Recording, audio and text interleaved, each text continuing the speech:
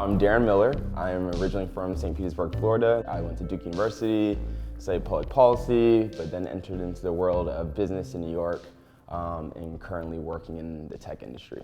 Both my parents were born in Jamaica, moved to New York, met in New York. They lived on the same street and started their own little romance there. Family is kind of very central in Jamaican culture. It is also a culture that is very deep in religion and certain beliefs.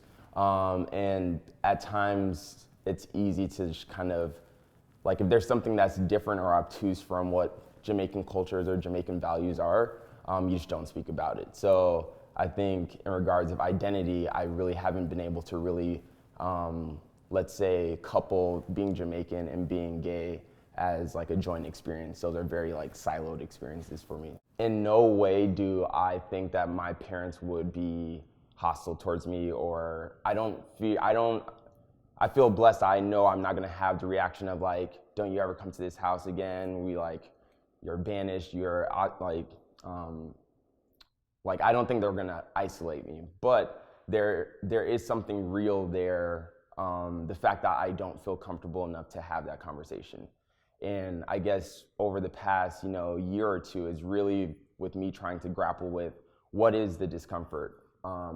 Why is it, a norm to not be able to speak through your discomfort? Right now, I feel like I have a very unspoken, identity to my parents. So I know they know. I'm out to my sister, which has been an amazing support to have.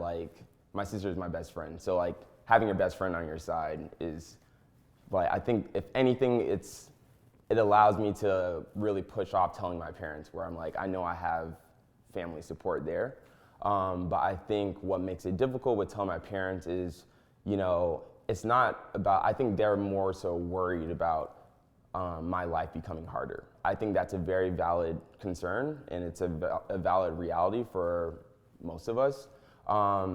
But I think it's more damaging to me to kind of live a life that's not full, and to live a life that's not really embracing my identity to its fullest. So I think what's hard, telling my dad will be a walk in the park. I think it's not really much of an issue, but for my mom, religion is very big for her, and it's big for a lot of people in my family. And I think that's where it's a little bit more difficult to really talk about, having a openly gay son, and then also having a role as a minister. On my day-to-day in New York, I feel complete. I think I'm at a point in life where I'm not willing to kind of hide a huge part of me. I would say in regards of feeling incomplete is when I have the experiences with my family. And that's where I feel, I'm living a life of what's perfection for them, what's ideal Daren for them, but that doesn't include me being gay to them.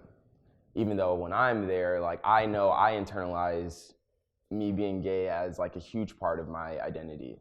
But it is challenging to not have that recognized by your family.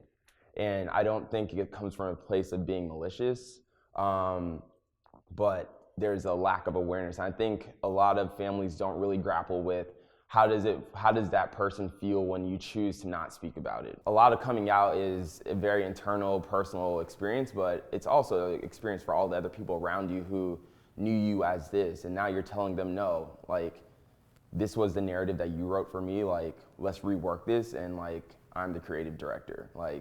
This is my story.